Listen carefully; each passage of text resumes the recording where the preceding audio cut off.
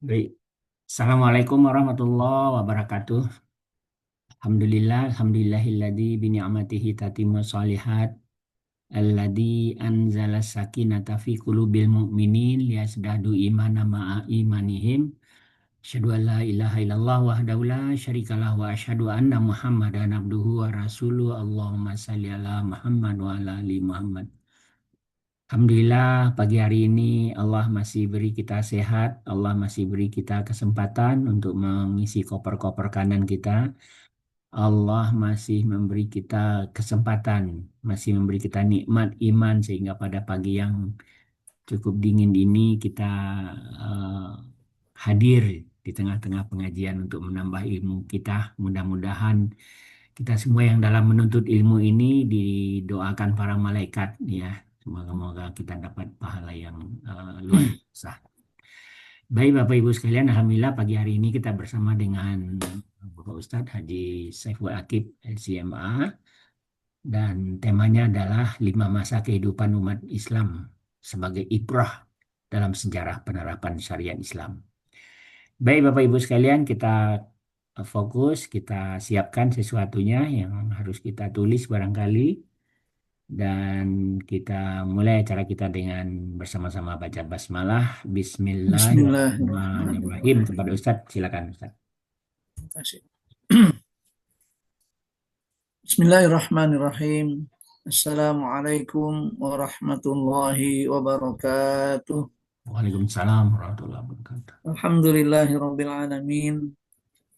Alhamdulillahilladzi khalaqal insana min sulalatin min ma'in mahin.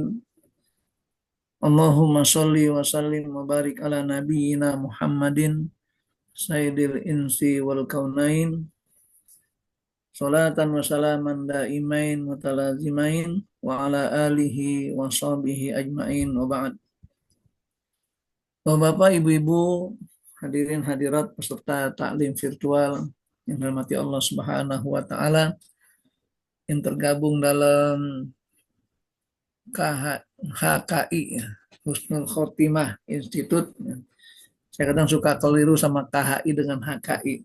Karena kalau KHI kompilasi hukum Islam, yang satu domain pembacaan terus.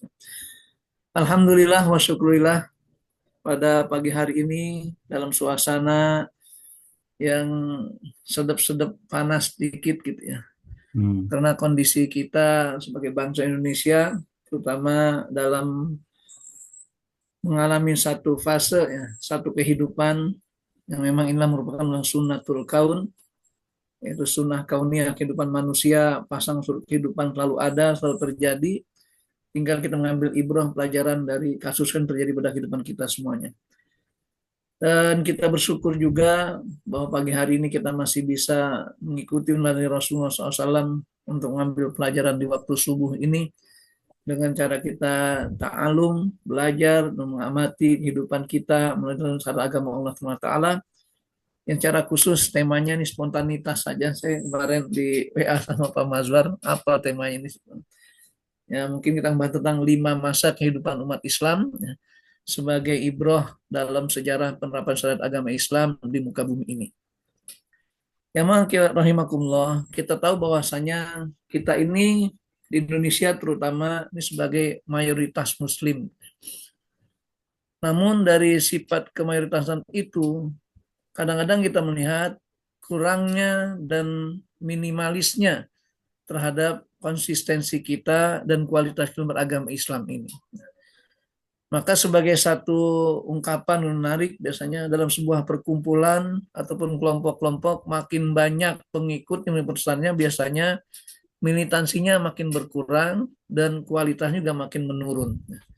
Nah itu yang kita katakan ya, bahwa akhir zaman itu kata Rasulullah SAW ketika kalian seperti gusa, gitu, seperti apa namanya buih di lautan itu, maka saya bertanya ya Rasulullah, amin kilatinah ya Rasul, apakah kami ini dari golongan minoritas?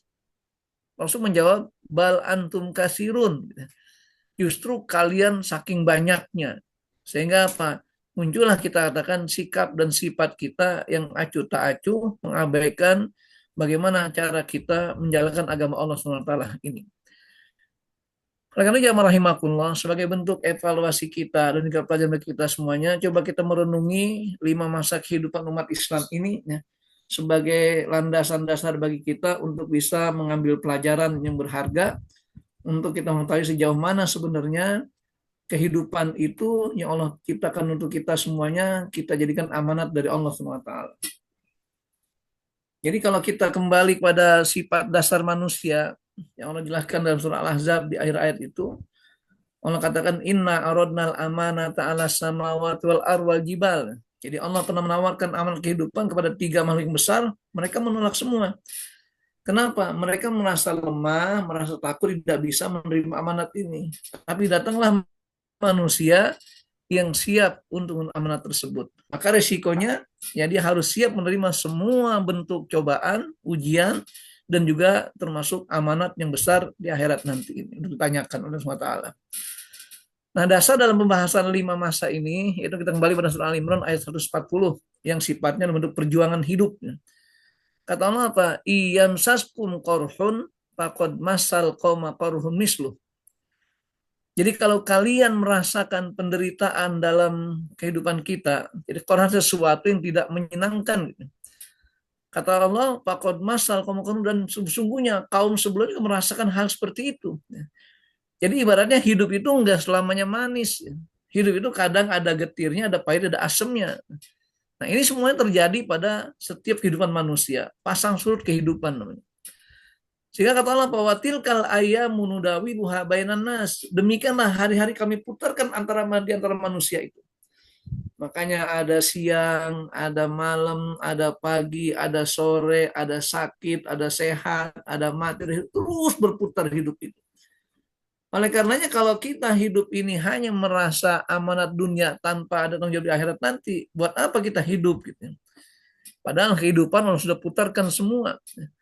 Makanya kita katakan di satu sisi ada kebahagiaan, kadang saat lain ada penderitaan. Mungkin ini kita ambil pelajaran dari kasus yang beberapa hari ini terjadi. Gitu. Ketika ada sebagian ya, di antara bangsa Indonesia ini yang sedang menikmati kejayaannya, sedang menikmati kebahagiaannya, sampai lupa daratan, sampai salah bicara, maka Allah timpakan dan yang lainnya. Sebagai pelajaran juga sifatnya itu. Ini kita katakan kehidupan. Karena akhirnya watilkal ayamu nudawiluha bainan nas.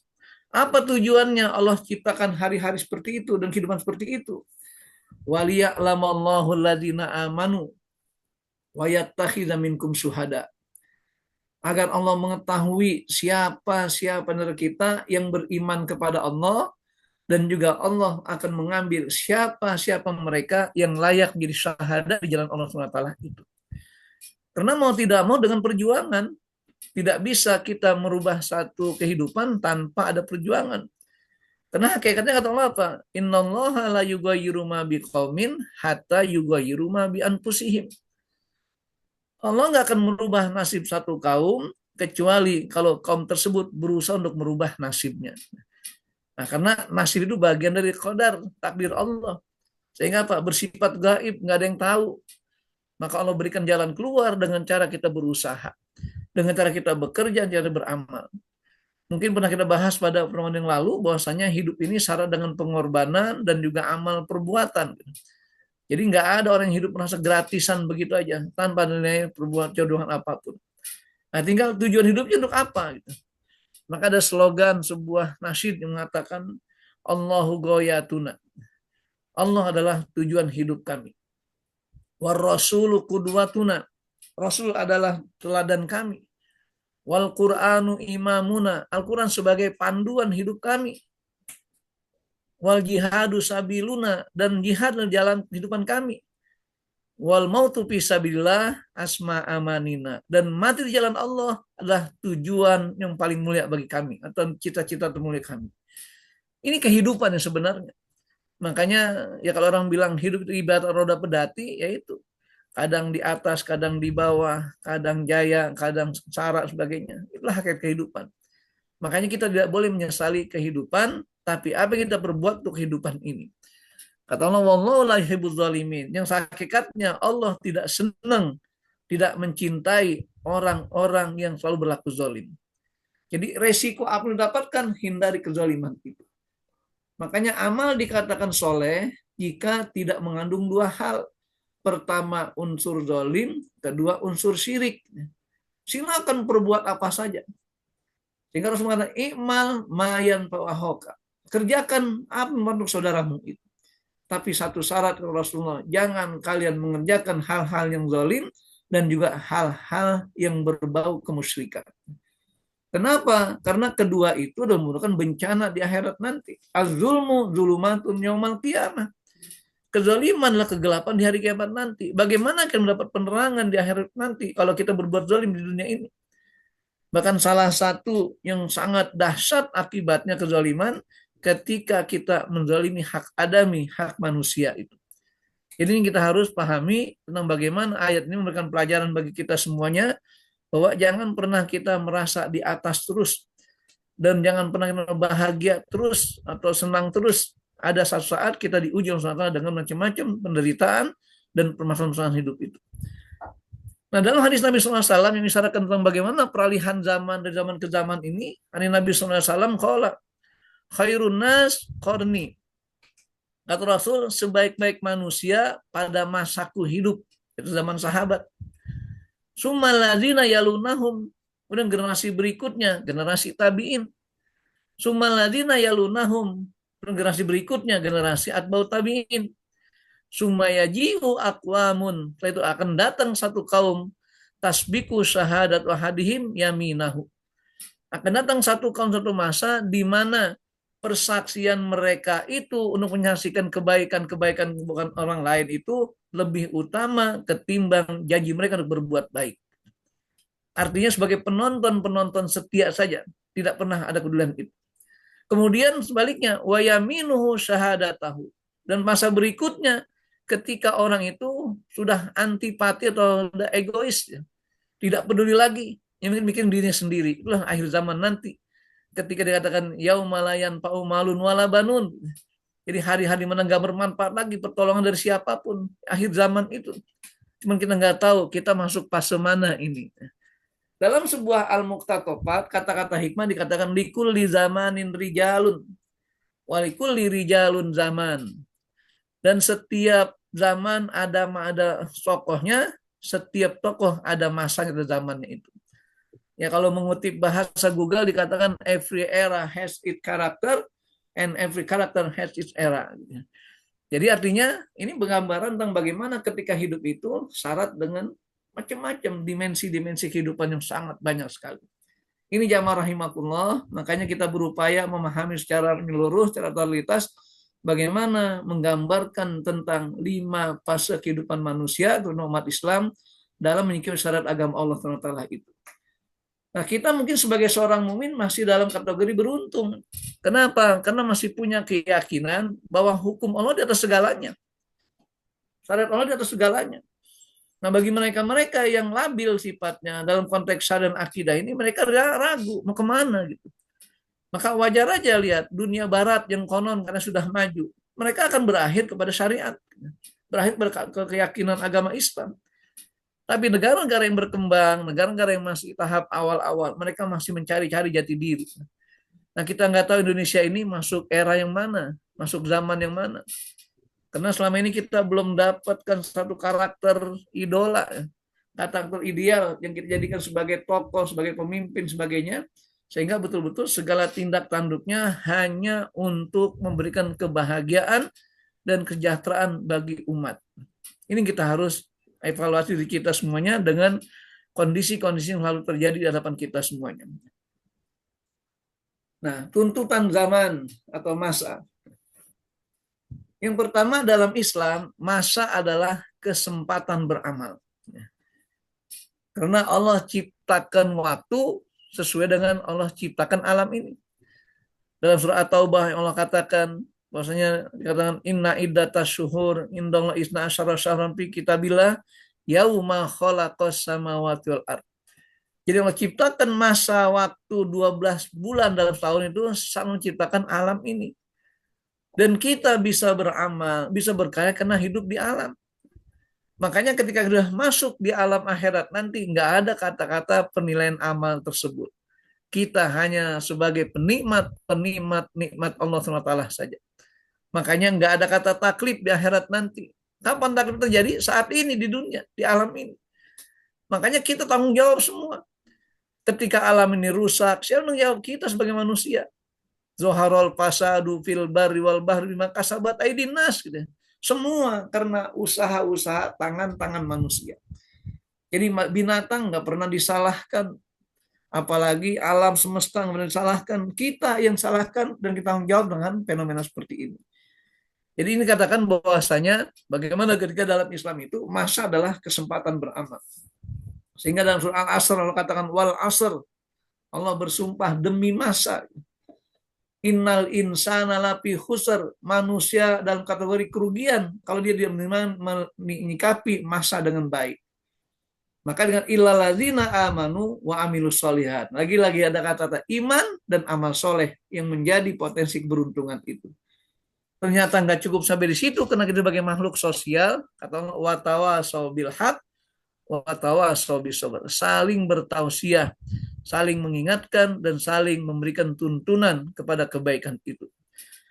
Nah, karena Allah menciptakan waktu berbarengan dengan sarana utama amal, yaitu kehidupan. Makanya orang ketika hidup kok tidak beramal soleh dianggap sudah mati. Pepatah Arab mengatakan man fata mata wa man mata fata. Barang siapa yang mengabaikan kesempatan hidup dianggap sudah mati. Dan sudah mati, sudah menghilangkan kesempatan hidup itu sendiri. Tidak punya potensi amal lagi. Maka wajar saja kalau mayit tidak bisa beramal lagi. Dia hanya tinggal menerima hasil-hasil dia kerjakan di dunia ini. Ketika itu baik, maka kebaikanlah yang didapatkan. Ketika peninggalannya berkah, keberkahan yang sampai kepada kehidupan di akhirat nanti bagi dalam kuburnya. Jadi dia bukan memiliki potensial untuk beramal, berkarya apapun. Karena itu nggak ada lagi kata penyesalan saat itu. Yang ada hanya menerima apa adanya. Nah, makanya kita mau hidup di dunia ini masih banyak syarat-syarat yang kita lakukan dan untuk kita bisa menyesal dan kembali kepada Allah SWT. Ini yang pertama. Yang kedua, setiap masa ada tokohnya, ada rijalnya. Karena merekalah yang menjadi parameter kebaikan suatu masa. Maka wajar kata Nabi, khairul qurun qarni. Sebaik-baik masa dengan aku, zamanku itu. Ya, kenapa? Rasul sebagai tokohnya, single figure. Sehingga masalah tidak banyak yang runyam, tidak banyak yang bermasalah besar. Kenapa? Ada single figurnya. Semua masalah ketika Rasulullah pasti selesai. Ketika Rasul nggak dapat menyelesaikan, Allah turunkan wahyu, selesai juga sifatnya. Walaupun Rasul pernah ditinggalkan oleh Jibril kurang lebih 15 hari. Ketika ditanyakan tentang hakikat ruh gimana, tentang Ashabul Kahfi gimana, tentang Zulkarnain gimana, Rasul nggak langsung menjawab. Kenapa? Karena Jibril tidak datang memberikan informasi itu. Lagi-lagi diuji sama Allah keteguhan sifat perjuangan Rasul SAW untuk umatnya. Tapi ketika Rasul dituntun sama Allah dengan wahyunya, selesai masalahnya itu. Nah, tinggal sikap manusia di antara Rasulullah yang hidup bersama Rasul. Sehingga Allah nyatakan firman-Nya bahwasanya dikatakan tidak akan beriman gitu kan. Orang-orang yang tidak mau menepati apa yang kau tahkim pada mereka ya Muhammad. Itu artinya apa? Dengan cara kita menjadikan Rasulullah sebagai single figure, maka kita kembali kepada Rasulullah. Nah, maka pada masa Rasul, masa terbaik, karena nggak akan ada khilaf-khilaf perbedaan yang begitu mendasar sehingga membuat umat Islam atau umat manusia terpecah belah. Tapi setelah itu baru muncul berikutnya. Bahwasanya ketika tidak ada lagi Rasulullah SAW atau Rasul diangkat, diwafatkan Rasulullah Ta'ala itu, maka mulai muncul perbedaan yang mendasar, bahkan perbedaan yang pelik saat itu, sampai saat ini. Zaman adalah bagian dari solusi suatu masalah. Karena kehidupan itu syarat dengan tadi ya, perjuangan, usaha, dan juga unsur menerima takdir Allah SWT. Kadang ada satu masalah yang nggak akan pernah selesai tanpa berlarutnya waktu terus gitu ya. Maka perlu kesabaran berarti. Apalagi kita yang hidup di negara yang demokratis seperti ini. Merubah satu kehidupan nggak cukup hanya sehari 2 hari. Maka tahapan proses harus kita lakukan semuanya. Inilah bagian kata-kata al-waktu huwal halu. Jadi waktu itu merupakan solusi dalam kita menyelesaikan kasus-kasus permasalahan tersebut. Kenapa? Karena hidup itu butuh waktu yang cukup. Nah, sekarang kita dikasih waktu Allah SWT berapa tahun ini? Pak Mazwar berapa tahun sekarang ini? Baru 36 ya? 37. Oh, 37 gitu ya. 47, 47. 47. Nah, saya baru berapa ya? 58 lah gitu. Hmm. Baru masih. Jadi apa? Ini solusi waktu yang harus kita butuhkan. Makanya kita nggak bisa seketika merubah sesuatu itu. Ada tahapan-tahapan. Dan sebagaimana orang belajar pun begitu. Kenapa ada tingkat 1, tingkat 2, tingkat 3 seterusnya. Padahal orang boleh aja diuji dengan nilai terakhir, kalau cerdas langsung selesai. Makanya dalam dunia pendidikan ada kata apa namanya eskalasi. Dia harus naik terus sebagainya. Ini terkait dengan zaman dalam bagian dari solusi sebagai apa namanya kehidupan kita dalam bermasalah ini. Apa makna 5 masalah dalam hadis tadi yang kita sebutkan di atas? Yang pertama ada kata khairul qurun. Yaitu khairul qurun sebaik-baik masa, sebaik-baik zaman. Kapan itu terjadi? Zaman Rasulullah ketika beliau hidup bersama para sahabat. Maka tidak disangsikan lagi, tidak diingkari ketika sebaik-baik manusia yaitu mereka yang langsung hidup bersama Rasulullah. Makanya ketika mereka hidup bersama Rasulullah, saya kan seluruh permasalahan harus selesai saat itu. Karena tadi kan single figure, beliau sebagai utusan Allah. Maka kita dalam konteks bernegara pun begitu. Karena pemimpinnya utusan Allah Taala, maka selesai. Maka tentram ini. Karena siapapun yang melanggar aturan Rasulullah dianggap kafir, harus diperangi.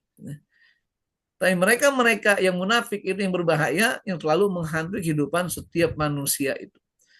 Makanya tidak dikit kita katakan pada kehidupan Rasulullah juga banyak orang munafik yang mereka sembunyikan kekufurannya. Maka Allah jelaskan dalam Al-Quran tentang orang munafik kan ya. Wa idza laqul ladzina amanu qalu amanna.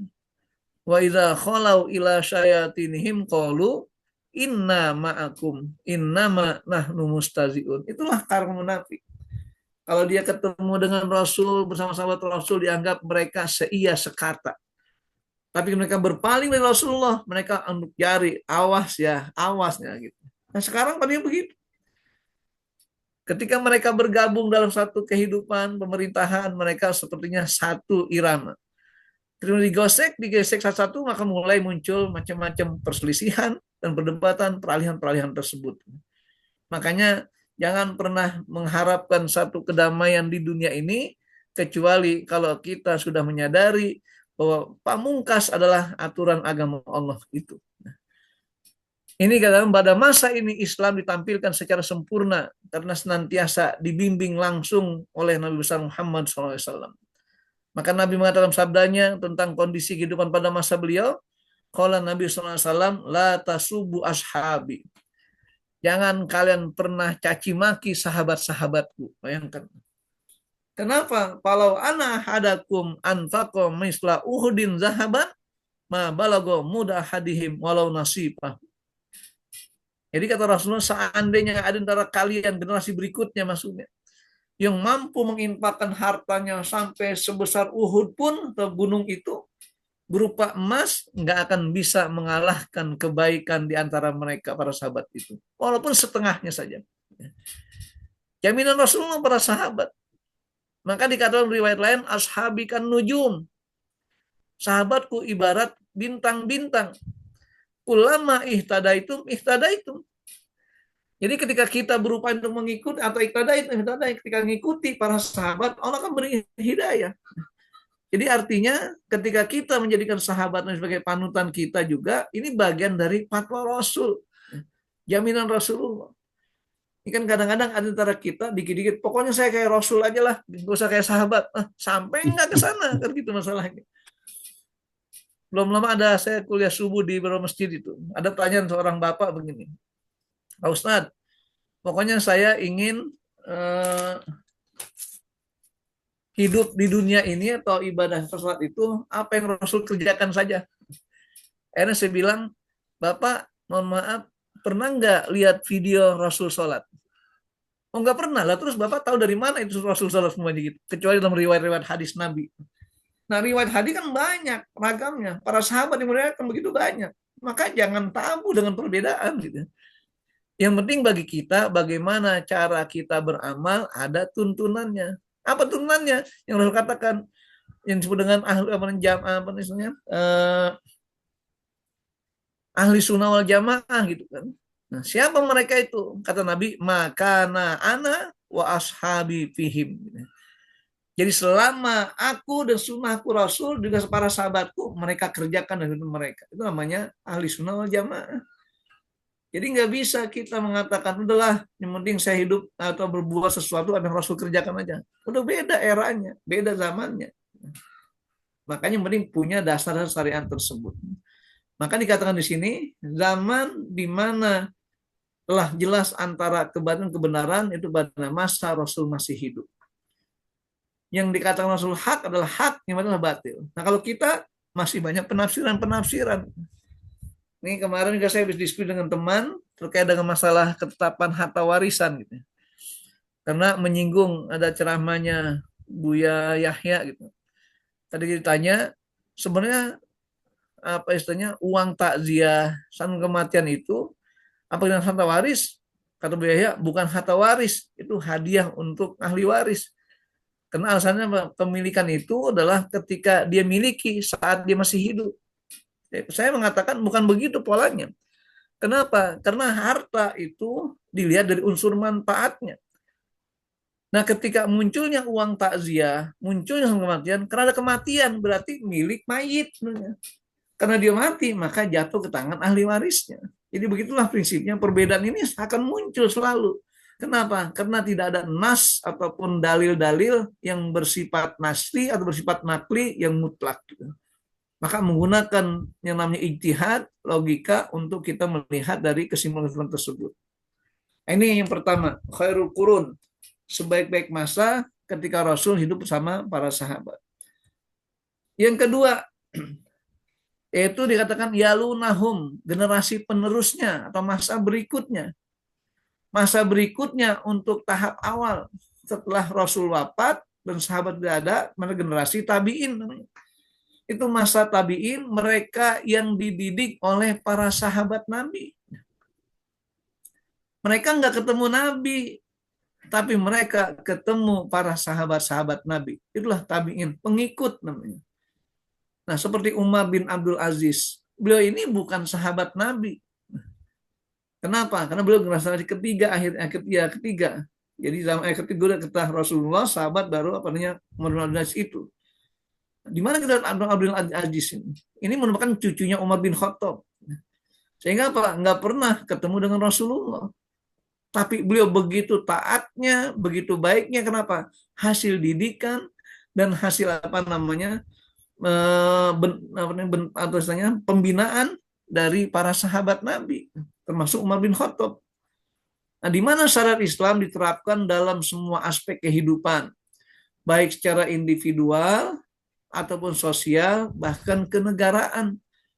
Makanya ketika Umar bin Abdul Aziz jadi khalifah, beliau tidak lama menjadi khalifah, hanya 2 tahun 4 bulan saja. Kenapa bisa sejahtera umatnya, pengikutnya, atau masyarakatnya? Karena Umar bin Abdul Aziz, dia sebagai seorang ahli fikih, ahli tafsir, dan juga ahli kenegaraan. Sehingga dipadukan keyakinan dan juga motivasinya beliau itu sebagai satu upaya untuk mengatur hidup bernegara. Contohkan langsung dalam perilakunya. Di antaranya mungkin pernah dengar kisahnya tentang bagaimana Umar bin Abdul Aziz ketika jadi khalifah itu, beliau langsung evaluasi diri kepada keluarganya. Di mana istri beliau bernama Fatimah, yang merupakan anak dari mantan apa namanya ya khalifah sebelumnya, yaitu Khalifah Marwan. Maka akhirnya apa dikatakan, ya Fatimah atau hai istriku, dari mana kau dapatkan apa istilahnya perhiasan begitu banyak, gelang dan seterusnya. Maka kata Fatimah, wajar saja, kan bapak saya khalifah gitu ya.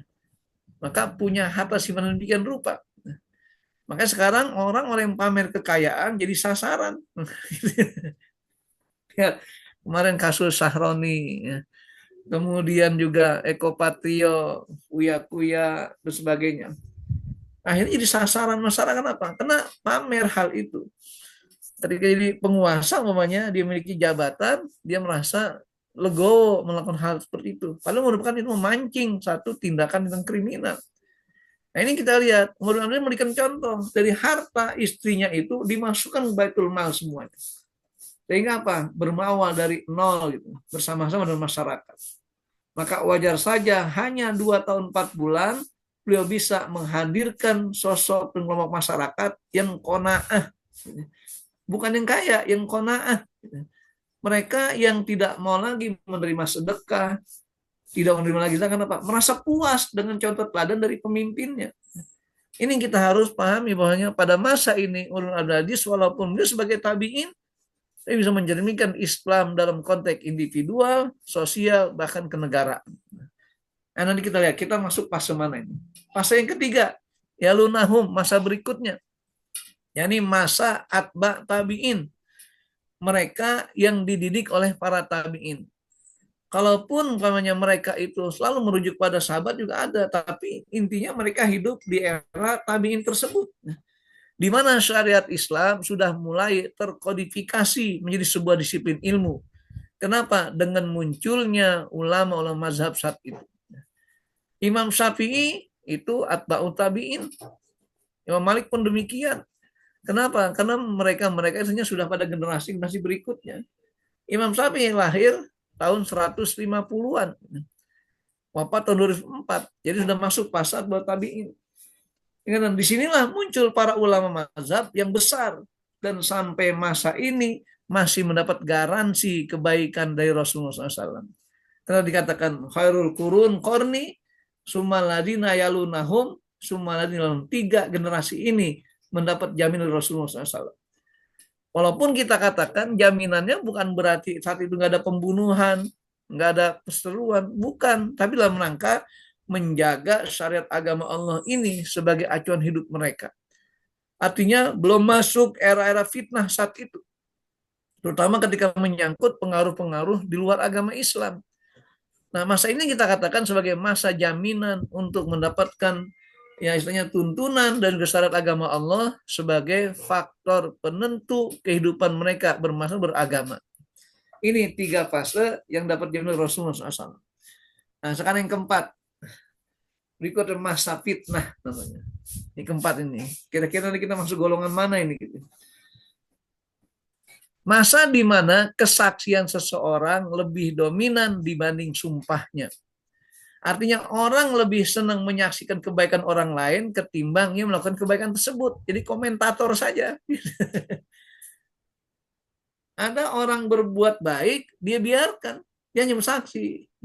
Nah, dia cuap-cuap saja kemarin. Makanya kemarin saya mendengar pernyataan Habib Rizik ketika ada wartawan menanyakan masalah demo ini. Kenapa Habib Rizik tidak turun tangan? Kata beliau apa? Dulu ketika aku perjuangkan terkait dengan 6 syuhada FPI yang dibunuh oleh polisi, kalian diam saja. Kalian nggak pernah mendukung. Nah sekarang baru 1 orang ojol dilindas polisi, kalian rame-rame gitu. Jadi apa itu? Karena zaman ini. Jadi orang ketika mereka kebaikan berbuat, dia saksi aja dibiarkan. Nah sekarang itu kita katakan kondisi akan terlalu berbalik dengan ini. Nah di era fitnah seperti ini banyak melahirkan orang-orang munafik. Kalaupun dia berbuat baik semata-mata karena ingin disaksikan oleh orang lain saja kebaikan. Jadi bukan dia takut pada Allah atau maunya mendapat harapan dari Allah SWT, tapi mereka ingin mendapat pujian manusia saja. Ini kita katakan masa yang disebut dengan masa sarangan fitnah ini, generasi keempat. Sehingga dalam hadis dikatakan inna akhwafa ma'akhafu alaikum asyirkul asfar.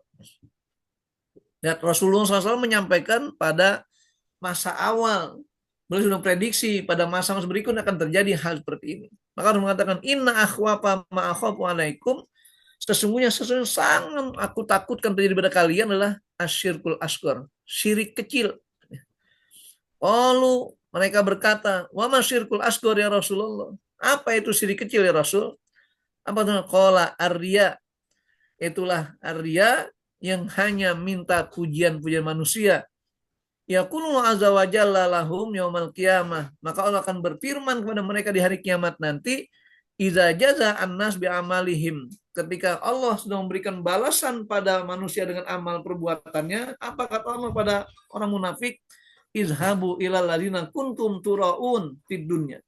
Silakan kalian minta kepada orang-orang yang jadi objek riya kalian di dunia ini. Kemudian panzuru hal tajiduna indahum jaza. Kalian perhatikan apakah kalian dapatkan balasan dari mereka itu? Nggak akan ada. Kenapa? Karena tujuan hidupnya salah, bukan karena Allah, tapi karena manusia. Ini pula nih yang sering kita sampaikan dalam beberapa diskusi masalah kewarisan lagi, karena saya banyak masalah kasus waris. Ketika diskusi dengan orang-orang, mohon maaf ini ya, sudah kelompok-kelompok dari kelompok adat Minang gitu ya, yang masih menggunakan pola adat istiadat dalam bagi warisnya, yang katanya matrilineal, karena itu merupakan peninggalan dari nini mama, nini mama ya. Nah, sehingga kita tanya, kalau kita meninggal dunia nanti itu mau nuju siapa gitu? Mau nuju Allah atau nuju nini mama kita? Mencari keridhaan Allah, keridhaan nini mama kita, itu masalahnya. Itulah letak akidah muncul di situ. Makanya kita katakan adat itu boleh terapkan selama tidak melanggar aturan syariat. Selama tidak mengabaikan dari tujuan kita untuk menunggu Allah Subhanahu wa taala itu. Makanya ini kata-kata waktu saya menghadiri atau ikut dalam sebuah persidangan kasus waris itu. Jadi ketika hakim bertanya, kenapa Bapak menerapkan syariat Islam itu? Bukankah Indonesia sudah mulai transformasi hukum? Terus apakah bisa selesai dengan syariat Islam? Selesai dengan cara apa? Dengan cara kita melakukan edukasi pada umat Islam. Karena menurut hukum Islam nilainya ibadah. Kalau ibadah kebaikan di dunia saja, di akhirat pun akan mendapat pahala. Tapi kalau cuma kita hanya kepada hukum adat saja, selesai di dunia, di akhirat nggak selesai. Karena selesainya pun juga karena kesepakatan, bukan karena menjalankan syariat. Jadi intinya di situ kita katakan bahwasanya ketika kita hidup di dunia ini, makanya kata Rasulullah, pada masa keempat ini muncul banyak kaum munafik. Kenapa? Karena mereka berbuat kebaikan hanya sebatas dapat kemuliaan di dunia. Tidak ada nilai tambah di akhirat nanti. Buktinya kata Allah tadi, izhabu ilal ladzina kuntum turauna fid dunya. Silakan kalian cari, minta apapun dari yang pernah kalian jadikan objek kriya kalian itu. Kata Allah, panzuru hal tajiduna indahum jaza. Kalian perhatikan, kalian amati, adakah balasan dari mereka pada kalian? Nggak akan ada, karena mereka minta dari manusia, yang merupakan makhluk Allah SWT. Di mana saat itu katakan, yauma la yanfa'u malun wala banun illa man atallaha biqalbin salim. Yauma yafirul mar'u min ahihi min abihi wa min umin, seterusnya. Semua lari tanggung jawab semuanya itu. Juga dikatakan bahwasanya ketika mereka ketemu dengan kondisi seperti itu, mereka saling menyalahkan dan yang lainnya itu. Ini terkait dengan masa di mana masa keempat ini kerap kali kita selalu dihadirkan dengan permasalahan yang sifatnya kemunafikan. Dan masa kelima, dan saya baru kita buka tanya jawab. Nanti ada kelanjutan lagi tentang bagaimana cara menyikapi ini semuanya. Yaitu yang kelima, masa di mana sumpah seseorang lebih dominan dibanding persaksiannya. Ini udah akhir zaman berarti. Nah sekarang pertanyaan kita ini masuk generasi mana ini? Apakah kita cuek bebek saja, acuh tak acuh? Orang berbuat baik kita diemin, orang berburuk kita diemin, kita justru sibuk dengan diri kita sendiri. Maka dikatakan seorang lebih senang berbuat kebaikan untuk dirinya dibanding jadi saksi dari kebaikan orang lain atau sifatnya nafsi-nafsi. Makanya kata Allah apa? Ittabaru alladzina tubi'u minal ladzina taba'u warawul azab wa taqaddimul asbab. Ingatlah ketika orang berupa lari dari tanggung jawab dari siapa yang mengikuti mereka itu. Sekarang mungkin para pendakwah gitu, para dai, para pemburu pujian-pujian orang, ya dukungan orang ini mungkin sekarang masih berlaku. Nanti suatu saat dia akan tinggalkan semuanya itu, lari. Kenapa? Takut tanggung jawab tersebut. Makanya kalau kita mengajak orang, ajaklah ke jalan yang baik. Jangan kita ajak mereka untuk berbuat kerusakan ataupun kemungkaran. Sehingga kita ada da'iyatul kufri, ada da'iyatul tauhid, ada da'iyatul soleh, ada da'iyatul toleh. Jadi tergantung karakter bagaimana seorang dai mengajak kebaikan atau perbuatan orang itu. Maka dengan itabaru alladzina tubiu, ingat ketika orang yang diikuti mereka lepas tanggung jawab semuanya itu. Kenapa? Wara'aul azab, karena mereka sudah melihat di depan matanya azab begitu besar, ancaman yang begitu besar. Bahkan apa? Wataqatan dan mereka sudah putus dari segala alasan apapun. Jadi nggak ada lagi argumentasi yang bisa mereka sampaikan. Sehingga apa kata mereka? Wa qala allazina tabau. Dan ingatlah orang berkata, orang-orang yang mengikuti mereka berkata, lau annalana karrotan panatabara minhum, seandainya kami punya kesempatan untuk hidup kembali, kami akan lepaskan, tidak mau mengikuti mereka lagi. Kama tabarun, sebagian mereka adalah lepas tanggung jawab pada kami ini. Kadzalika yurihumullah amalahum hasarat. Demikianlah Allah tunjukkan kerugian-kerugian dari amal perut mereka. Wa mahum bikharijin, dan mereka nggak bisa lagi keluar dari api neraka. Sudah menyesal di alam neraka nanti itu. Ini kita masa di mana jangan sampai kita pada kondisi penyesalan, maka masih ada peluang bagi kita semuanya untuk evaluasi diri. Sampai sini dulu, kita lanjutkan nanti slide lagi untuk menyikapi bagaimana hal yang kita pentingkan dalam hal seperti ini. Nah, silakan mungkin. Baik, Bapak Ibu silakan, ada mau klarifikasi dari 5 masa yang sudah disampaikan Ustadz tadi. Oh, ini ada di chat ini sebentar Ustadz. Iya. Bismillah, seperti yang Ustadz sampaikan bahwa di negeri ini mayoritas Muslim. Mohon pendapat Ustadz terkait persetujuan DPR dan pemerintah tentang penempatan petugas non-Muslim di embarkasi haji, bahkan sampai ke Jeddah. Ya. Baik, ini saya katakan tadi, yang namanya kaum Ruwaibidah kapan munculnya? Di akhir zaman. Siapa Ruwaibidah itu? At-tafi alladzi yatakalamu anin nas atau an umuril muslimin. Jadi orang-orang dengan Ruwaibidah, mereka-mereka yang bukan bidangnya bicara masalah bidang-bidang tertentu. Nah, termasuk haji itu masalah akidah, ibadah. Kenapa dilibatkan orang non-muslim? Emang nggak ada orang muslim mampu hal itu? Kalau alasannya mereka ahli teknologi lah, apa nggak ada orang Islam ahli teknologi? Mereka ahli penerbangan, apa nggak ada orang muslim ahli penerbangan? Diplomasi sebagainya, nggak bisa. Ini karena lagi-lagi katakan Indonesia atau masyarakat Indonesia ini rupanya ingin menerapkan Islam secara nusantara ibaratnya. Jadi mereka dianggap semuanya sebagai bentuk toleransi beragama. Kan keliru. Maka saya dari awal, saya nggak setuju dengan pola seperti ini. Apapun alasannya. Karena mereka punya dunianya sendiri. Nanti ketika urusan ibadah mereka, biarkan mereka. Mereka mengadakan seminar kekristenan namanya dunia, silakan. Mereka mau kunjungan ke silakan, jangan campur. Bahkan tidak hanya itu saja, saya pernah waktu bahas masalah kemerdekaan itu, kan kata-kata istiqlal itu cermin dari simbol kemerdekaan hasil perjuangan.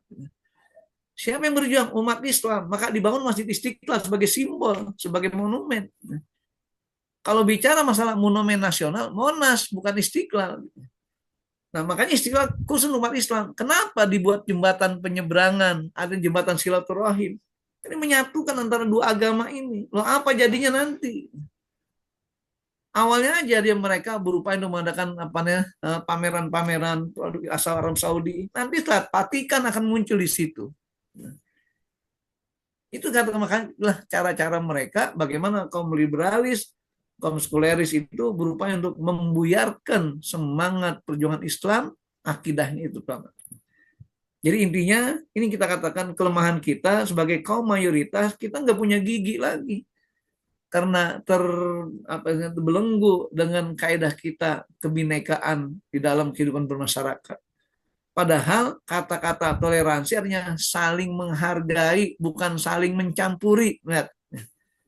Ya, saling menghargai, saling mencampuri. Kalau ini sudah masuk dunia mencampuri namanya. Bayangkan kita kemarin gimana ketika dia toleransi sholawatan di gereja. Lah bukan tempatnya. Azan di gereja bukan tempatnya. Lihat zaman Umar bin Khattab. Ketika Umar bin Khattab masuk ke Baitul Maqdis. Akhirnya Pak, ditawarkan oleh Catherine untuk sholat di gereja. Kata Umar, Rasul kami melarang kami sholat di sini.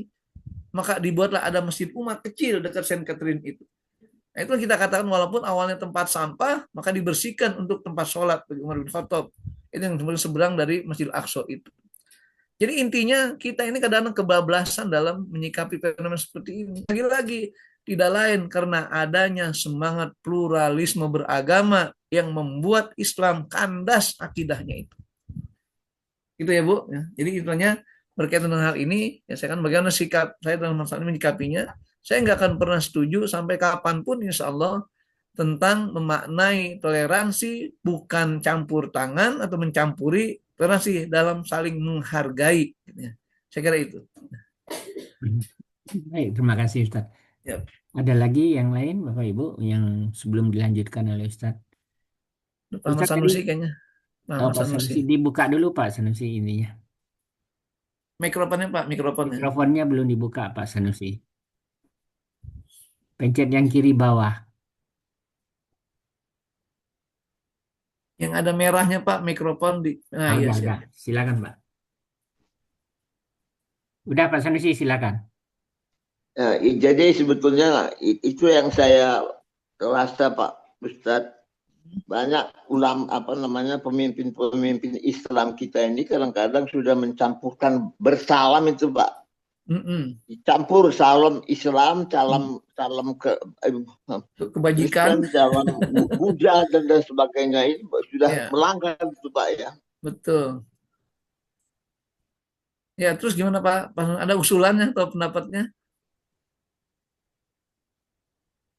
Ya kalau orang Islam mestinya assalamualaikum saja Pak. Betul. Jangan campur-campur Kak. Ya. Baik, benar Pak Sanusi. Jadi gini, Rasul pernah mendapatkan salam dari orang Yahudi. Maka saya bertanya Rasul, gimana kau cara menyambut salam tersebut? Ada dua pola. Ada kata Waalaikumsalam, ada Waalaikum gitu aja. Karena kata Waalaikum itu mencerminkan hal negatif, Pak. Jadi bukan doa. Tapi udah Waalaikumsalamnya, salam yang menjadi nilai doa, nilai positifnya di situ. Jadi intinya kita berinteraksi dalam konteks keduniaan sebatas urusan dunia, bukan masuk kategori akidah atau syariat. Makanya ini kadang-kadang makna toleransi yang sudah diutak-atik sekarang ini. Jadi toleransi artinya harus bersama-sama. Itu bukan toleransi, saya katakan toleransi namanya. Kenapa nggak paham? Walaupun seorang profesor, seorang doktor sekalipun. Karena yang namanya akidah itu permanen, satu, nggak ada perubahan. Kalau mereka merasa semua agama sama, loh kenapa mereka tidak ikut bersama Islam sebagai agama terakhir? Kan itu mestinya. Karena kalau orang bijaksana pasti tahu, ya seperti orang memilih cetakan buku. Ketika buku terbit pertama tahun 2000, kedua tahun 2005, tiga tahun 2020. Pilih yang mana? Pasti kan yang terakhir gitu ya mestinya. Makanya juga ada tokoh muslim yang di Indonesia ini mengatakan, kenapa kita tidak kembali kepada yang namanya agama Ibrahim Hanif? Udah kelewat. Justru Nabi Muhammad mewariskan agama Nabi Ibrahim, disempurnakan oleh Nabi Muhammad itu. Makanya Allah katakan dalam firman-Nya, al-yauma akmaltu lakum dinakum wa atmamtu alaikum wa raditu lakumul islama, disebut langsung dina.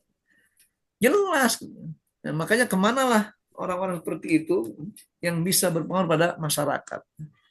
Itulah resiko tantangan di akhir zaman gitu Pak. Munculnya fitnah, munculnya kemunafikan, sebagainya. Makanya tanpa kita sadari, sebenarnya tinggal kita melangkah satu itu, selesai udah hidup kita ini. Udah di akhir-akhir penghujung kehidupan kita. Jadi kalau semangat kajian HKI ini untuk ngisi koper kanan, ya wajar aja. Kenapa? Menyadarkan diri kita semuanya. Bahwa kita sudah di penghujung kehidupan dunia ini.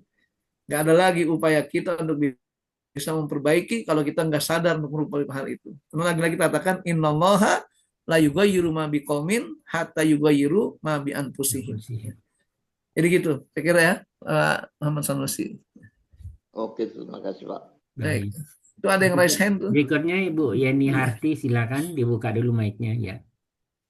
Terima kasih Pak Mazwar. Assalamualaikum warahmatullahi wabarakatuh. Waalaikumsalam. Terima kasih Pak Ustadz. Saya menyambung ke pertanyaan Pak Sanusi itu. Jadi kenapa salam sampai tambah aja lagi ada satu kemarin saya dengar tuh Pak Prabowo yang terakhir ada apalah rahayu atau apalah gitu.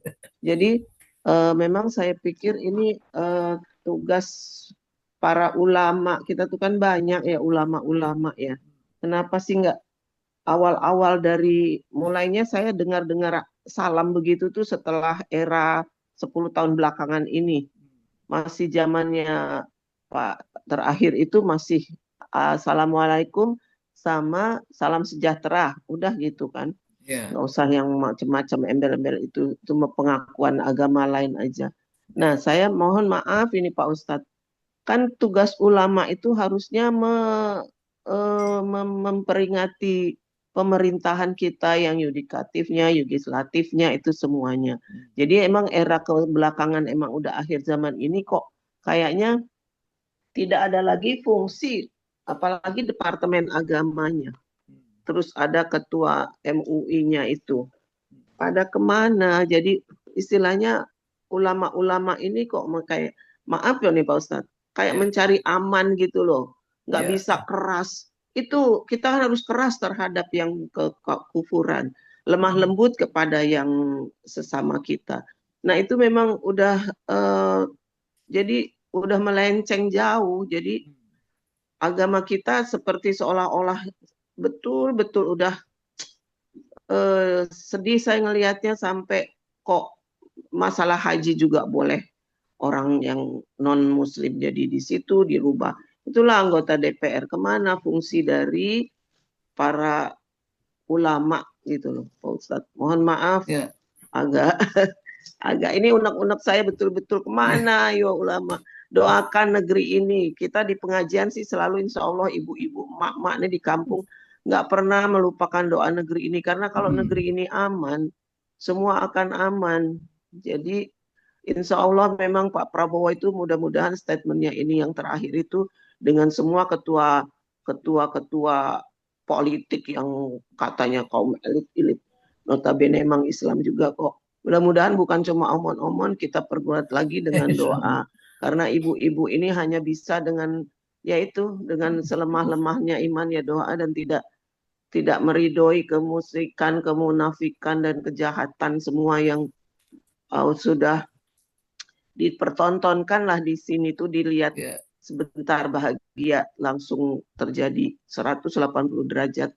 Mudah-mudahan kedepannya bagaimana caranya gitu loh ulama-ulama bisa meluruskan, terutama ya soal salam dulu lah dibereskan gitu. Kayaknya hati kecil ini benar Pak Sanusi itu kayaknya kalau setiap yang berdoa kayak begitu tuh udah saya anggap gitu lah Pak. Makasih, mohon maaf. Assalamualaikum saya tambahkan warahmatullahi sedikit Pak wabarakatuh. Ustadz. Saya tambahkan cuma Pak Hamka saja yang berani meluruskan. Nah, betul, sampai di penjara kan Pak.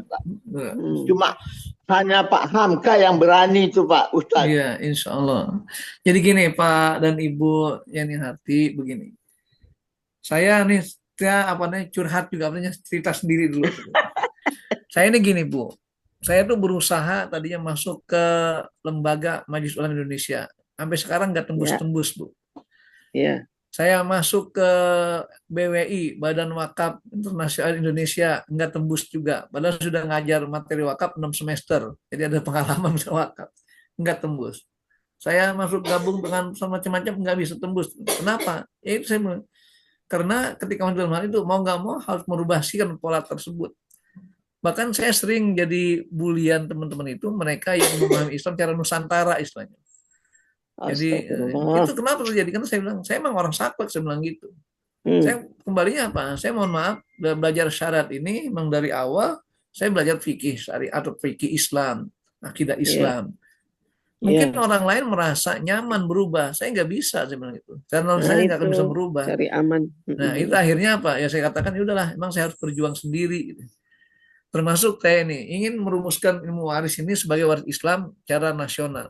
Ini tantangannya besar, Bu. Saya sudah membuat LSP, Lembaga Sertifikasi Profesi. Ternyata materi-materi asesmennya itu kita milih Kementerian nggak ada tentang masalah waris.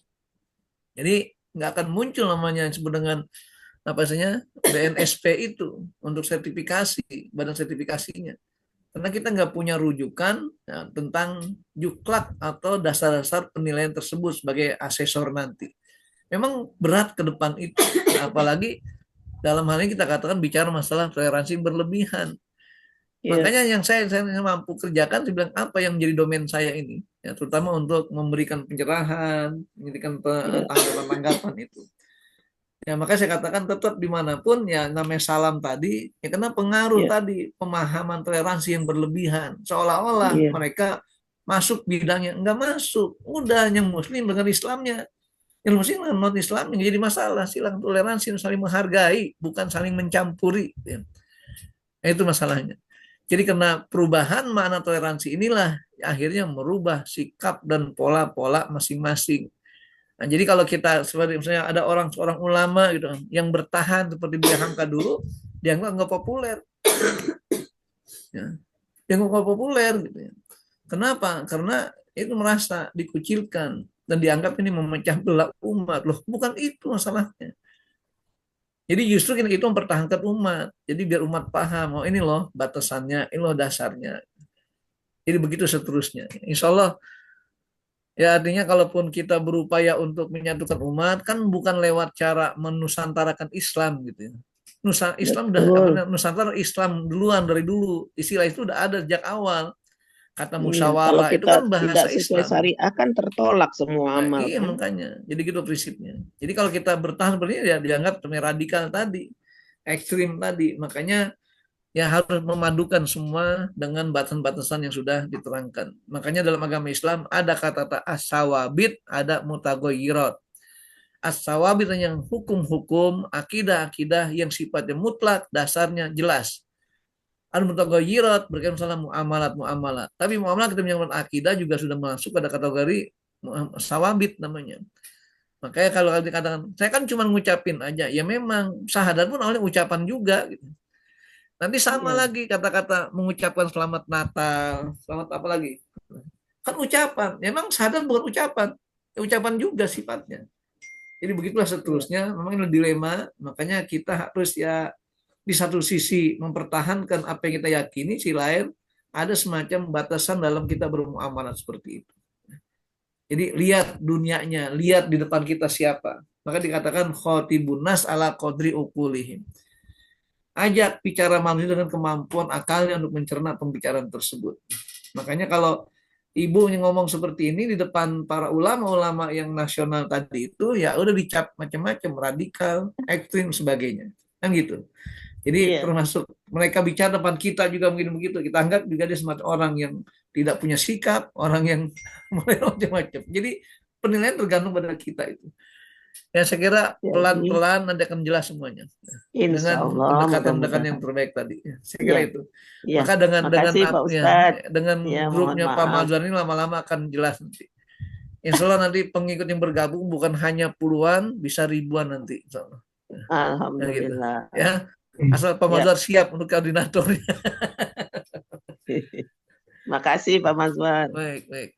Pak Mazhar, boleh tanya Pak Mazhar? Pak Mazhar, mic-nya. Ya. Assalamualaikum warahmatullahi wabarakatuh. Waalaikumsalam. Ya, terima kasih Pak Ustadz. Di Indonesia kan telah berkembang ya institusi bank syariah.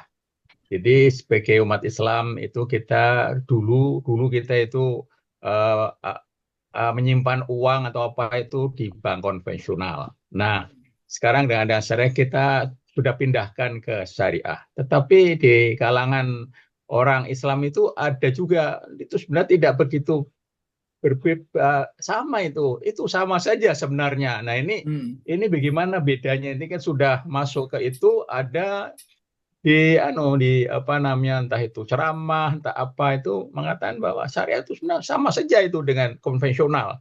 Nah ini mohon pencerahannya Pak Ustadz Saiful Adib. Baik, terima kasih Pak. Singkat aja Pak ya. Ya. Jadi gini, saya pernah dulu ngisi pengajian di Komplek Pertamina Pak. Jadi ibu-ibu Pertamina mereka gabung, bergiliran pindah-pindah rumah. Terus ketika ada pertanyaan kayak Bapak begini. Akhirnya saya balik tanya, mohon maaf Bapak punya tabungan di berapa bank? 3, oke. Sekarang yang di bank syariah banyak nggak? Ya seadanya aja. Yang lain, maksudnya gimana Bapak mendukung syariat Islam dan gitu, ekonomi Islam? Modal Bapak aja lebih banyak tabung di bank konvensional. Yang di sana cuma sedikit. Gimana mau kuat? Gitu kan. Makanya dulu kita kadang ketika zaman Soeharto kan pertama itu, Bank Syariah, Bank Muamalah. Beliau kalau nggak salah nabung 1 miliar kalau nggak salah waktu itu. Akhirnya apa? Orang cuma ngikutin. Ada yang cuma 100 juta, 50 juta, sebagainya. Sementara bank-bank seperti BCA, bank-bank atau nasional yang lainnya, itu mereka nabung ratusan miliar loh Pak. Nah, gimana mau lebih kuat bank syariah? Itu masalahnya. Jadi ada pertimbangan-pertimbangan semuanya itu. Nah, yang pertama. Yang kedua, bahwa sistem ekonomi kita itu secara nasional terintegrasi dengan sistem internasional yang notabene adalah kapitalisme. Gitu ya. Jadi sumber ekonomi yang milik Yahudi sistemnya. Nah, gimana kita memecahkan diri? Nggak bisa, kecuali undang-undang misalkan hal itu. Di Malaysia aja, kalau ada bank tabungan haji, berupaya untuk memisahkan dari bank sentralnya, Pak. Itu pun juga nggak bisa maksimal, gitu ya. Walaupun memang lebih baik daripada bank muamalat di kita ini. Nah, bank muamalat, mereka masih terikat dengan peraturan undang-undang tersebut. Contoh kasus yang saya punya nomor rekening di bank muamalat. Kalau nggak salah, saya tahu sebelum tahun 2005, itu nggak ada potongan 10.000 Pak, per bulan. Pas itu saya tuh lagi lihat di buku tabungan, loh kan ini ada potongan 10.000 apa ini? Biaya administrasi. Loh, kan bagi hasil. Kalau bagi hasil, sudah selesai semuanya, baru bagi hasilnya.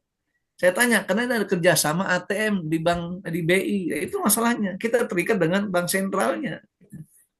Jadi mau nggak mau, ya dia harus buat pemikiran skemanya itu gimana juga biar dapat keuntungan di luar sistem bagi hasil tadi. Makanya orang mengatakan ya hampir sama aja. Memang hampir sama, tapi tidak hampir mirip, tapi nggak sama gitu ya. Nah, yang penting motivasi kita sebagai nasabah. Kalau kita sudah berupaya menjalankan hal itu, maka dari kita ke bank itu tidak kena riba. Bank dengan bank lain ada unsur riba. Kenapa? Karena terikat dengan sistem perekonomian nasionalnya. Jadi intinya kita dalam proses semuanya, Pak. Makanya ya kalau mau nih sepakat nih ya, yang di HKI ini maunya. Jadi kumpulkan dana semuanya, tabung di bank syariah semuanya. Gak usah pakai bank konvensional. Insya Allah akan jaya. Dan itu tadi ditopang dengan kesadaran para anggota dewan merumuskan tentang sistem perbankan yang sifatnya Islami. Harus terpisah dari bank konvensional, bank sentral. Kalau itu bisa, insya Allah Allah akan mudahkan semuanya. Tapi kira-kira itu hayalan atau cita-cita itu? Itu masalahnya. Jadi pokoknya nggak usah terlalu menjurus ke sana selama itu sistem. Gitu. Karena kalau sistem nggak bisa kita cuma ambil satu bagian saja. Jadi harus totalitas, harus universal, dan simultan. Jadi secara berbarengan semuanya. Artinya undang-undangnya diciptakan, kesadaran masyarakat dia munculkan, pengelolaan harus diperbaiki semuanya. Insya Allah akan baik. Nah, maka sekarang kesannya di bank syariah manajemennya lambat gitu ya, dibanding bank yang lainnya. Kenapa? Karena terikat dengan ya peralatan sistem yang mereka kembangkan yang butuh dengan topangan dukungan modal yang besar. Saya kira itu Pak ya. Makasih Pak Ustadz. Baik. Mungkin lanjut dulu kali Ustadz ya. Ini ada pertanyaan ya. di chat. Kita lanjut dulu. Nah, lanjut dulu. Ini ada satu slide lagi misalnya. Tentang bagaimana cara kita untuk menyikapi kondisi seperti ini. Nah, ini masa kelima.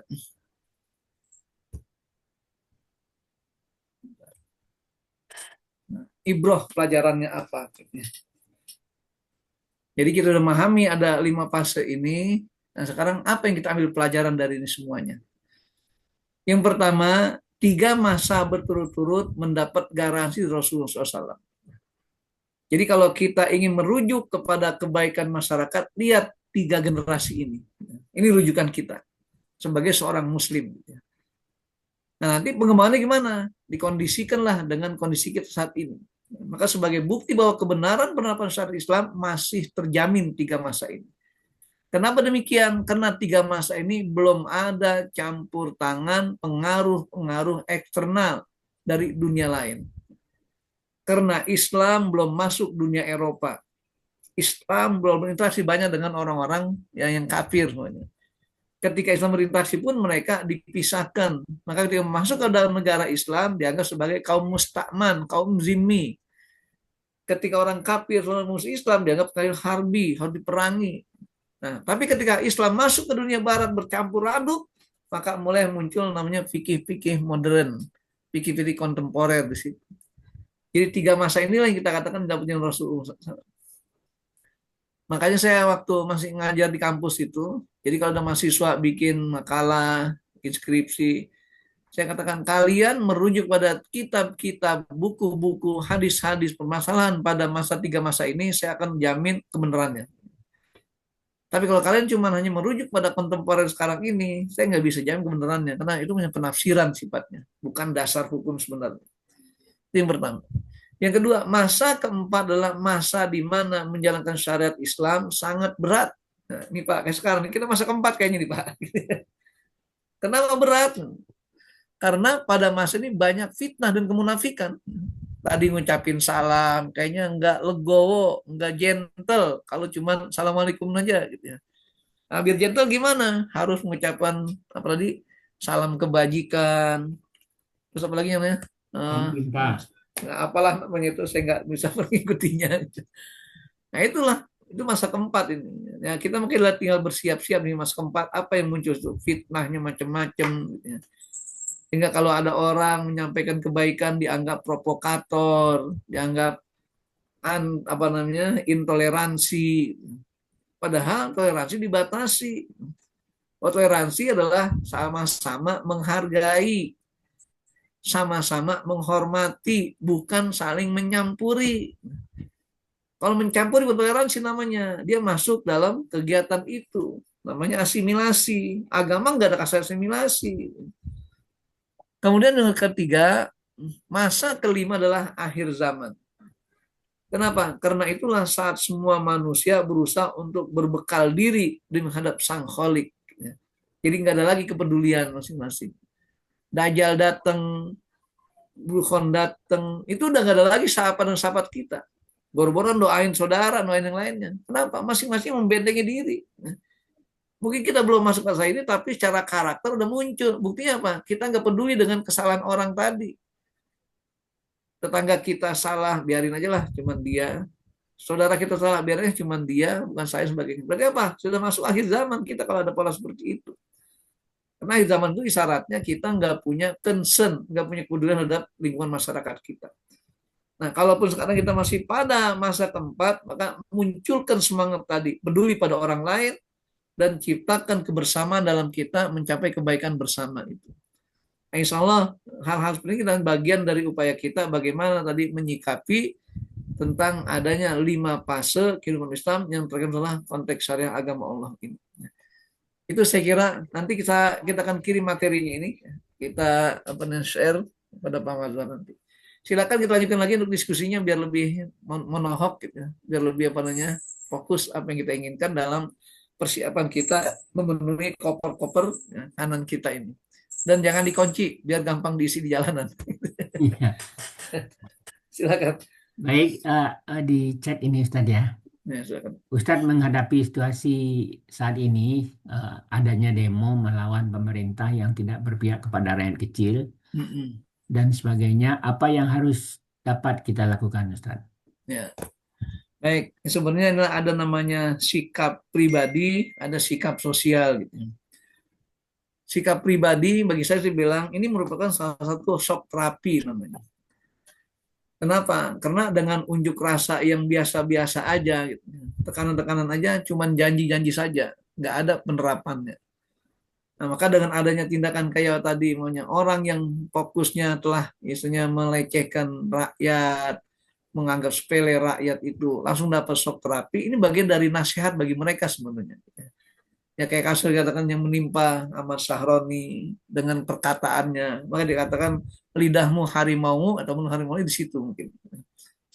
Kan dia telah mengatakan banyak orang yang mau demo DPR lah orang yang paling tolol sedunia. Nah, ternyata ada masyarakat dapatkan rapotnya SMP itu nilai 6 semua. Jadi 7-nya cuma 2. Siapa yang tolol katanya itulah. Yang pertama. Jadi nasihat sebenarnya. Kemudian selama ini mereka membanggakan tentang kehormatan rumah tangganya dan sebagainya, maka dibuktikan lagi situ semua. Jadi intinya makin ke depan makin terbongkar. Yang penting tadi harus cara bijaksana, jangan berlebihan. Nah, cuman yang kedua sayangannya adalah kadang-kadang ya kesalahan orang ketika di lapangan itu ya kayak halte-halte habis pada hancur semuanya dan sebagainya. Ini bagian dari pelanggaran juga. Jadi intinya ya ada tergantung sudut pandang kita. Gimana cara kita mengambil ibrah tersebut, pelajaran tersebut. Makanya kalau ada kesadaran dari ya para petinggi-petinggi sebagainya, saya juga termasuk apresiasi ketika Prabowo mengundang para tokoh-tokoh agama itu di Hambalang untuk melihat kasus ini. Bagian dari upaya menasehati apa yang harus dilakukan. Ya memang ada ketegasan. Jadi mereka yang sudah tidak berniat rakyat langsung aja, kenapa nggak dipecat? Gitu. Biar jelas. Jadi semuanya ada ancaman. Kan kalau ini kan masih lobby-lobby terus, gitu ya. Masih ada tarik ulur dan sebagainya. Makanya kalau bahasanya HRS itu, jadi hendaknya Prabowo ini yang sudah mendapat dukungan banyak tokoh-tokoh yang agamis harus menghindari dari pengaruh-pengaruh ya lamanya atau pemerintahan sebelumnya. Nah, makanya ketika diadukan muncullah isu-isu tadi. Makanya yang namanya fitnah akan muncul. Di antaranya apa? Siapa aktor di balik itu semuanya? Nah, ada yang mengatakan sang yang berkumis, ada yang ini macam-macam gitu ya. Kenapa? Karena mereka para ya istilahnya pendukung-pendukung pemerintah sebelumnya. Karena ada isu-isu mulai reshuffle mereka-mereka yang ada di departemen tersebut, ada kementerian itu. Jadi itu makanya menyikapi hal ini harus bijaksana. Artinya kita yang tidak punya kemampuan untuk perubahan, ya sudah kita melihat dengan doa kebaikan saja sifatnya. Saya kira itu Pak ya. Nah, jadi artinya menyikapi hal seperti ini, kita berupaya untuk lebih bijaksana lah. Walaupun kita hanya berdoa, tetap harus kita lakukan. Apalagi kita mungkin punya kelemahan-kelemahan untuk turun di lapangan, banyak berdoa Allah akan tuntun kita semuanya itu. Jadi saya melihatnya di dua sisi gitu. Di satu sisi sebagai pelajaran, ya. Kenapa pelajaran? Karena selama ini demo-demo biasa itu nggak mempan, nggak didengar. Ya bayangkan namanya masyarakat demo, anggota dewan gara-gara itu namanya dinaikin tunjangannya pada joget-joget gitu ya. Seolah-olah melecehkan gitu ya. Kemudian juga Prabowo ketika demo malah memberikan penghargaan pada orang terdekatnya. Jadi kan nggak ada simpati atau empati kepada masyarakat. Gitu. Masyarakat lagi kesusahan ini, pajak semua unsur akan dipajak. Gitu. Pada satu sisi mereka malah meningkatkan tunjangan kehidupan atau jabatannya dan juga tunjangan-tunjangan pekerjaannya itu.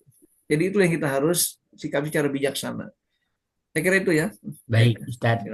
Pak Zen, silakan Pak Zen.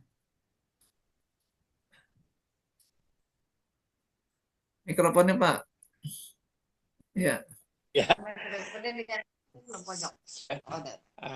Terima kasih Pak Mas, Pak Ustadz sudah lama ini Pak Suwo. Ini agak lain pertanyaan saya Ustadz.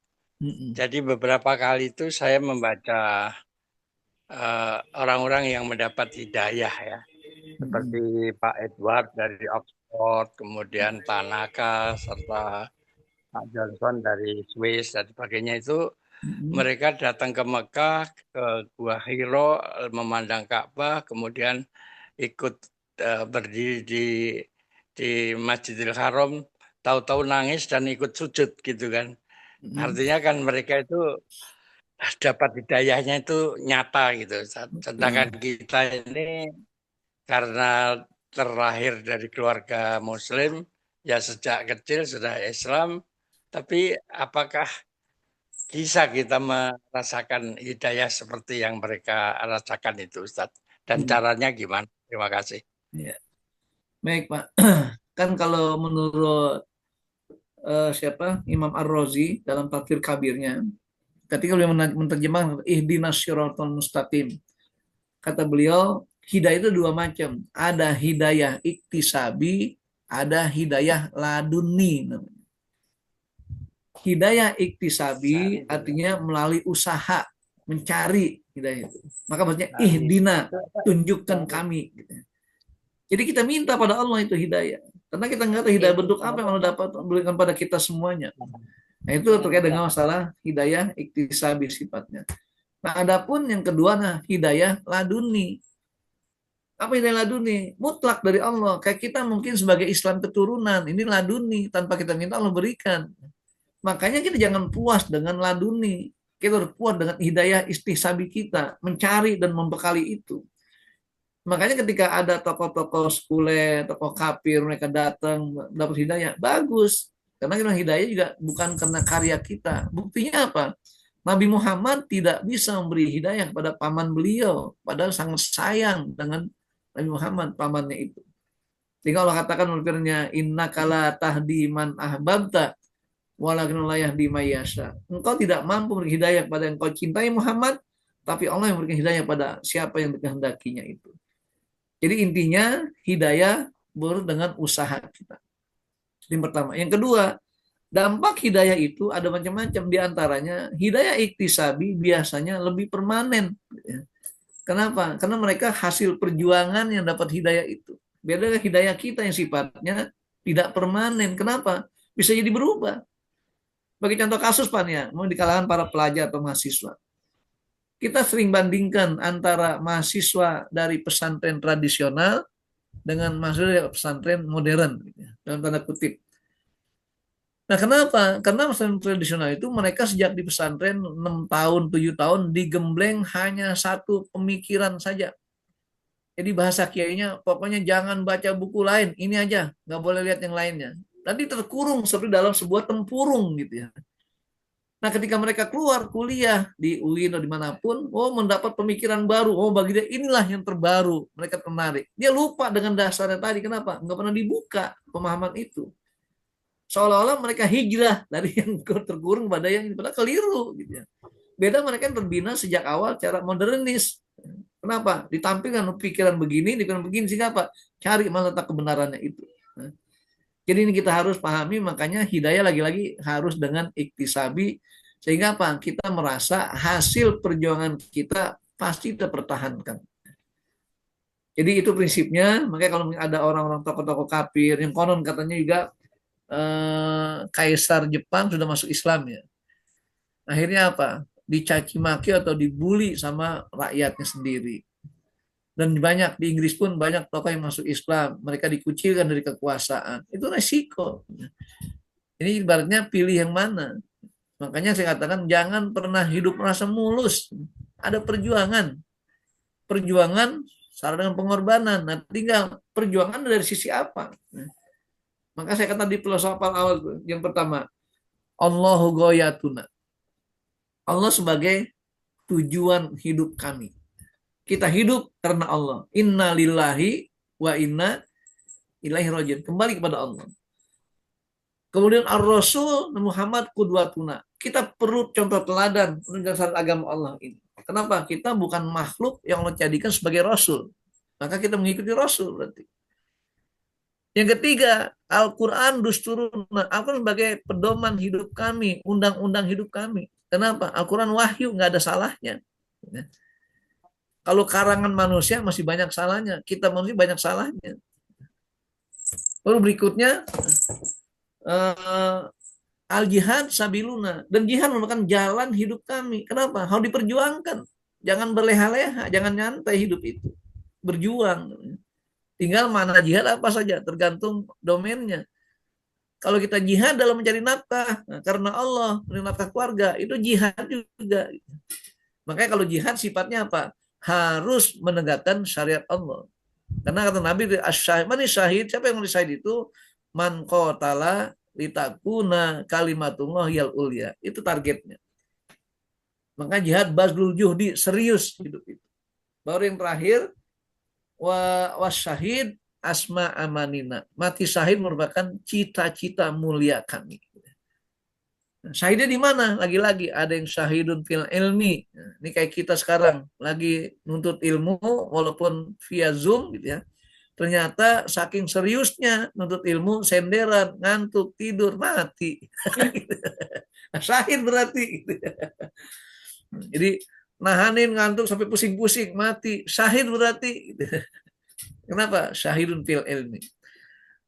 Ada yang syahid dalam mencari nafkah, maka dia berupaya untuk mencari halal. Kata Nabi apa? Innallaha yuhibbu ayanzura abdahu ta'iban fi talabil halal. Allah sangat senang melihat hambanya yang bersusah payah, capek-capek untuk mengambil yang halal. Mencari yang halal. Disogok, dia nggak terima.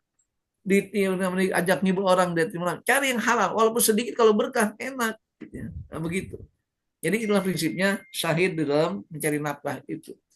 Jangan kita langsung serampangan mengatakan, udahlah, yang namanya nyari nafkah mati syahid, maka dia dalam rangka mencuri, jatuh, mati syahid. Enggak, itu sangit namanya.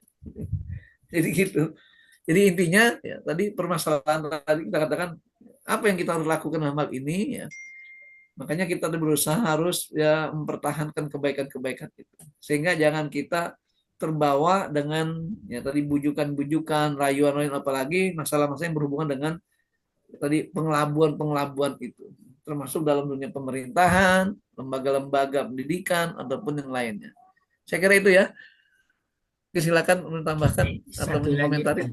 di apa di Terima kasih Ustaz.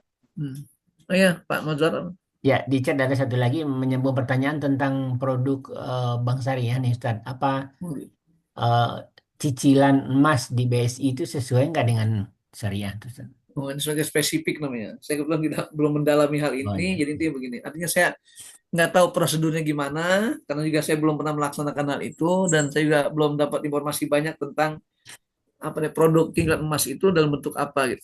Saya mungkin belum bisa jawab biar tidak apa namanya ya tidak salah. Gitu ya. Ya. Mungkin yang lain.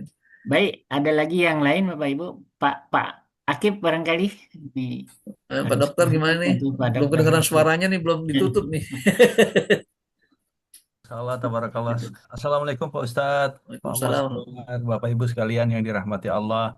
Jadi saya ini merenung betul Pak. Jadi kayaknya kita ini udah masuk ke masa kelima nih Pak. Gitu. Udah masa kelima. Karena kesalahannya itu udah lama sekali. Ya, Yang berdarah-darah, yang berjuang ulama, membentuk negara untuk memerdekakan diri dalam arti yang sebenarnya, sehingga kita bisa beragama dengan baik dan benar. Tapi sejak kegagalan kita, kan kita ini Muslim yang terbesar katanya. Tapi betul. di antara orang Muslim itu sendiri banyak yang memusuhi, banyak yang munafik, banyak Anti-Islam. yang anti-Islam. Partainya aja banyak, nggak bisa bersatu. Jadi kita itu mimpi kalau kita tuh kepengen Muslim ini sempurna di Indonesia, negara kita sendiri juga bukan negara Muslim. Sejak Ya. dari kegagalan kita oleh para pendahulu kita yang sangat mulia, mereka mencantumkan Piagam Jakarta, melaksanakan syariat Islam itu pun digagalkan. Jadi umat Islam di Indonesia ini mohon maaf Pak Ustadz dalam tanda petik dipermainkan, dipecah belah oleh para politisi. Kita ini mayoritas dipermainkan oleh minoritas. Ya. Makanya sampai ke Om Swastiastu, salam macam-macam untuk itu kalau nggak dikerjain sama camat sama lurah dianggap intolerans. Ngapain? Terus semuanya jadi takut, jadi sensitif, dianggap. Dan kalau yang benar-benar melaksanakan Islam dengan benar, Pak, itu dikucilkan di kantor itu. Ya. Ini saya sudah ngalami sendiri. Jadi benar-benar yang dianggap, oh ini yang toleransi nih. Kalau Jumatan diajak rapat, oke. Kalau jadi, aduh, masya Allah, itu sudah lama Pak Ustadz. Jadi menurut saya ini hanya dengan doa kita, ku anfusikum alikum naro, jaga dirimu dan anak cucumu, karena kita nggak mampu. Betul-betul luar biasa khusus di Indonesia Pak Ustadz. Umat Islam ini nggak berdaya untuk dapat mewujudkan baik dari segi perbankan, dari segi kehidupan sosial, dari kehidupan mencari karir, kehidupan yang benar. Kita itu diatur oleh yang minoritas. Dan yang di atas kita ini juga yang nggak tahu mungkin Muslim, tapi Muslimnya seperti apa juga. Malah memusuhi Muslim sendiri. Masing-masing bikin partai sendiri. Apa yang diperjuangkan kalau nggak dunia juga? Jadi saya pesimis, Ustaz. Jadi kita kembali ke ku anfusikum wa ahlikum naro. Kemudian kalau Pak Ustadz yang mengajak jemaahnya, mengajak umat, kalau kami ini yang mungkin harus menjaga diri dan keluarga. Ini komentar saya Pak Ustadz. Terima Baik, kasih. Mohon maaf. Assalamualaikum warahmatullahi wabarakatuh. Waalaikumsalam. Alhamdulillah, ini komentar yang positif betul. Karena biasanya kalau positif itu bukan berarti ada dampak negatifnya kan gitu ya. Jadi gini prinsipnya.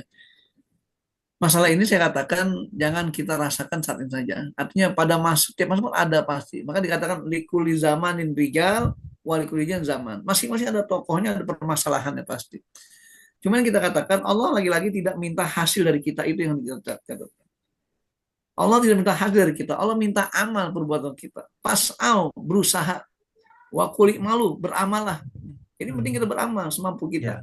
Nah itu. Jadi tanggung jawab kita sebatas kemampuan kita. La yukallifu nafsan illa usaha. Allah nggak akan melebihkan dari apa yang kita mampu kerjakan itu. Nah, tinggal tadi komitmen kita adalah kita jadikan Islam sebagai payung kehidupan kita, itu aja. Adapun penerapannya, maka orang dengan pemikiran, apalagi udah masuk pada masalah muamalat, pasti banyak perbedaan pendapat. Makanya jangan pernah menganggap saya lah yang paling benar sendiri. Enggak. Termasuk tadi saya singgung dengan teman ketika Buya Yahya mengatakan bahwa yang namanya harta waris itu adalah harta yang dimiliki oleh orang walaupun 1 menit sebelum dia mati, 1 detik belum dia mati. Maka ketika beliau katakan uang takziah itu bukan harta warisan, saya nggak setuju dengan hal itu. Kenapa? Lihat azas manfaatnya. Maka saya katakan munculnya uang takziah karena kematian, gitu ya. Orang belum mati nggak mungkin dikasih uang takziah, nah, gitu. Makanya itu harus dipakai baik acuan. Jadi berbeda pendapat kena pola pemikiran yang berbeda. Nggak jadi masalah. Itu khilafnya dalam muamalat sifatnya. Yang penting kita tahu harus ada hitungan-hitungan yang jelas dalam ketentuan waris tersebut. Saya kira itu ya. Insya Allah Allah berikan kemudahan pada kita semuanya, dan juga dengan pertemuan kita Allah berikan pencerahan hati kita semua. Karena bagaimanapun kondisi hidup kita, hati harus kita jaga kebersihannya. Allah bisawab. Silakan Pak Mazhar. Baik, silakan Ustadz. Pak Mazhar, maaf satu lagi Pak Mazhar. masih ada. Boleh? Silakan terakhir ya, silakan. Ya, ini Pak Ustadz saya mau menanyakan di ayat surat ke-17 ayat 16. Ya mudah-mudahan sih jangan sampai seperti itu, yang artinya aja saya bacakan ya Pak Ustadz, mungkin juga udah hafal ya. Silakan. Al-Isra 16. Dan jika kami hendak membinasakan suatu negeri, maka kami perintahkan kepada orang-orang yang hidup mewah di negeri itu agar mentaati Allah. Tetapi bila mereka melakukan kedurhakaan di dalam negeri itu, maka sepertinya berlakulah terhadapnya perkataan atau hukuman kami. Kemudian kami binasakan sama sekali negeri itu. Apakah yang seperti kemarin kejadian itu kan yang orang-orang yang kaya ya, hidup mewah atau pemimpin lah di negeri itu yang istilahnya tidak mentaati Allah karena korupsi. Kita tahu sendiri udah serem deh korupsi itu. Itu kan suatu perbuatan yang memang tidak baik dan mendurhakai ya istilahnya. Apalagi dilakukan oleh umat muslim. Saya takutnya itu sampai karena ini ayat memang udah lama, memang firman Allah yang mengatakan akan membinasakan negeri. Jadi ya Allah, karena seperti negeri lain, kaum-kaum yang lain sebelum kita. Mudah-mudahan kita masih bisa berbuat baik untuk mengisi koper ini, kata Pak Mazhar, dan selalu meminta untuk negeri ini agar aman. Begitu aja Pak Ustadz. Makasih Pak Mazhar, mohon maaf. Terima kasih Bu Yeni. Jadi gini, memang kita mungkin sedikit merujuk pada kasus Yaman dulu. Yaman itu kenapa ada kata Aden gitu ya. Ibu kotanya kan Yaman Aden loh. Itu asalnya kata Jannatu Adenin. Iya, Aden. Surga yang dengan taman-taman tumbuhan buah-buahan yang begitu indah. Tapi sayangnya apa? Paka parot bi'an umilah. Mereka ingkari nikmat itu. Kupur dari nikmat Allah. Akhirnya apa? Pak Azal Allah timpakan kehancuran dengan rupa kelaparan dan sebagainya. Bayangkan mantan surga kok lapar. Itu yang mendaki. Kenapa? Kekupuran. Makanya di kita pun begitu. Jadi itu ya Pak Ustadz ya. Indonesia ini negeri yang gemah ripah Jinawi. Tapi kenapa? Karena kekupuran kita terhadap nikmat Allah, dengan musyriknya, dengan kufurnya, dengan zalim dan korupsinya, nggak sedikit akan Allah binasakan juga. Jadi itulah kita berdoa kepada Allah SWT, semoga Allah tunda semuanya ini. Maka doa kita, Rasul berdoa pada Allah, Allahumma inna nas'aluka ridal qada Walakin ya Allah, aku nggak pernah menolak takdirmu, tapi aku minta diperlembut takdir ini terhadap kita semuanya. Ya, mudah Allah perlembut kita. Terima kasih saya kira. Ya, makasih. Baik. Makasih Pak Mazhar. Mohon maaf. Terima kasih Bu Yani. Baik, kelihatannya waktunya sudah cukup Ustadz ya. Ya jam 7 pas ya. Ya, silakan Ustadz, kita tutup pertemuan Baik. kita pada pagi hari. Terima kasih teman-teman sekalian telah ikut bersama kita untuk kita berdiskusi, berotasi lah antara kita semuanya untuk membagi pengetahuan, pemahaman, dan sekaligus nasihat antara kita semuanya. Allah memberikan pembahasan yang terbaik bagi kita semuanya. Bismillahirrahmanirrahim. Alhamdulillahirabbil alamin. Allahumma shalli ala sayyidina Muhammad wa sayyidina Muhammad. Allahumma ja'al jam'ana hadza jam'an marhuma wa tafarruqana min ba'dahu ma'suma. Wala taj'al fina wala ma'ana wala bainana syakiran wa mahruma wa matruda innaka ala kulli syai'in qadir. Allahumma rzuqna ilman nafi'a wa rizqan wasi'a wa shifaan min kulli da'in wa saqam. Allahumma aslih lana dinana allazi wa ismatu amrina wa aslih lana dunyana allati fiha ma'ashuna wa aslih lana akhiratan ilaiha ma'aduna waj'alil hayata ziyadatan lana fi kulli khair waj'alil mauta rahatan lana min kulli syarr. Rabbana taqabbal minna innaka antas samiul alim wa tub alaina innaka antat tawwabur rahim. Rabbana atina fid dunya hasanah wa fil akhirati hasanah wa qina adzabannar. Sallallahu ala sayyidina Muhammadin wa ala alihi wasallam. Walhamdulillahirabbil alamin wal afu minkum. Wassalamualaikum warahmatullahi wabarakatuh. Waalaikumsalam warahmatullahi wabarakatuh. Terima kasih banyak Ustadz. Bapak Ibu sekalian, kita tutup pagi hari ini dengan sama-sama baca hamdalah dan doa kafaratul majelis. Alhamdulillahirrahmanirrahim. Subhanakallahumma wa bihamdika asyhadu an la ilaha illa anta astaghfiruka wa atubu ilaik. Assalamualaikum warahmatullahi wabarakatuh. Waalaikumsalam.